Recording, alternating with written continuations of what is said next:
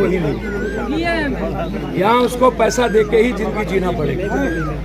आम आदमी बिल्कुल जानवर से बदतर जिंदगी जीता है। जब जिस समाज में जहाँ पर जनप्रतिनिधि MLA MP कंप्लीट रूप से कोलैप्स करते मौत की तरह जीने लगे, समाज की गहरी चिंता उसको नहीं होगी कि हिंदू मुसलमान करेंगे वोट ले लेंगे। सर मैंने वही बात को कहा, जब भी कोई हिंसा होती है, चाहे मुखिया जी की हत्या हो, किसी की हत्या हो, कहीं मर्डर हो, तो उस हिंसा के खिलाफ तो मैं आता ही हूँ ना। और ये सवाल मैं बराबर उठा था। मैं आज आपको आज ही IG से बात करेंगे, SP साहब से भी बात करेंगे और मुख्यमंत्री जी को आज ही रात पत्र लिखेंगे इस दरोगा के पूरे कारनामे के खिलाफ। मैं आपको भरोसा दिलाता हूँ, माँ पर जो लाठी चली है ये व्यर्थ नहीं जाएगा। पप्पू यादव की माँ इतनी सस्ती नहीं है कि लाठी चला दे। मेरे लिए इस बिहार की हर माँ मेरी माँ है। मेरे लिए हर गरीब और आम आदमी का परिवार मेरे लिए पिता की तरह। मैं उसको अपने पिता और अपने सगे भाई के रूप में देखता हूँ। मैं आपको भरोसा देके जाता हूँ, बात सही है। मैंने पहले भी कहा कि रोपिएगा बबूल, खाइएगा खजूर। गोबर पर कितना भी घी डाल लीजिए, महक गोबरे की आएगी। और ये जनप्रतिनिधि MLA MP गोबर से भी बदतर होता है। 12 महीने से बेरोजगार हैं। मैं पहले ये घटना, इसीलिए मैं आपको अब विश्वास दिलाता हूँ, माफिया सब कुछ तय करता है।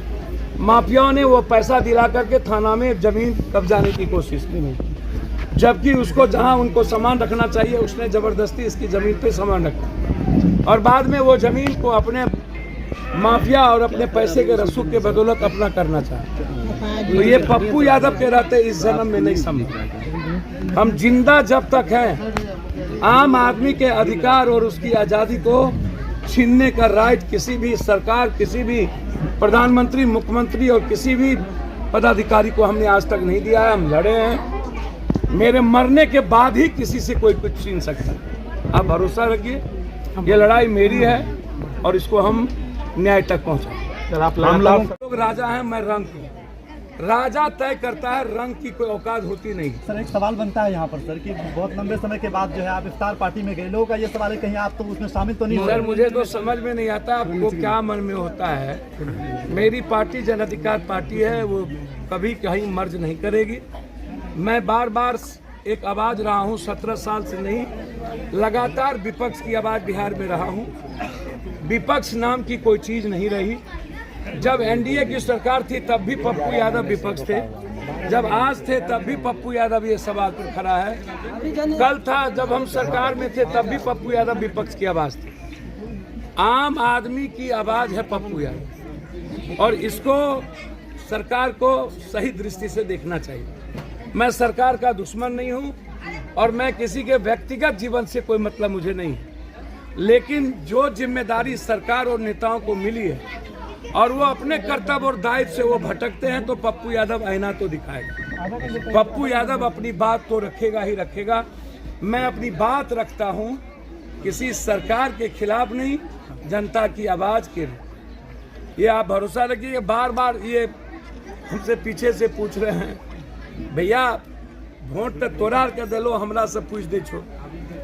मुख्यमंत्री होमगार्ड की बात वही कह रहा हूँ। मेरी गहरी चिंता है, बिहार में रोजगार नाम की चीज नहीं है। एक तो रोजगार, रहे हुए लोगों का रोजगार छीना जा रहा है। 11 महीना हो गया माफिया। सर सरकार हमारी है और सरकार से हम हमेशा इस बात को आईना दिखाते हैं कि जनता आपसे क्या उम्मीद की थी और जनता की आप एक उम्मीद और सपने हैं, आप उसके विश्वास को मत तोड़िए। सही है, बिना अपराधी माफिया दलाल के किसी भी इंसान का, किसी भी समाज के लोगों का काम नहीं होता। सर आप तो जो नहीं होता है तो नहीं होता है। लंबे समय बाद राबड़ी आवास भी पहुंचे थे, तो सर देखिए, वो पर्व और त्योहार को राजनीति से हमेशा मत जोड़ा। आज जरूरत है पूरे देश के विपक्ष को एक होने की। लोकतंत्र और संविधान बचाना है और यदि अमन कायम करना है, नफरत, डर और भय के वातावरण को निकालना है, तो हर विपक्ष हर जगह, जैसे इंजीनियरिंग कॉलेज, पॉलिटेक्निक कॉलेज जो लगातार एडॉप पर बहाली हुआ है, उसके रोजगार छीने जा रहे हैं। और जहां तक होमगार्ड का सवाल है, 11-12 महीने से 2 सालों से कोई 11 महीने से पेंडिंग ये है। सड़कों पर भटक रहा है।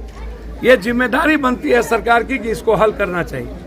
मैं होमगार्ड के सारे मुद्दों को लेकर के मुख्यमंत्री जी को लेटर भी लिखूंगा और होम सेक्रेटरी, चीफ सेक्रेटरी से बात भी करूंगा। अभी एसपी से और डीएम दोनों से बात करूंगा।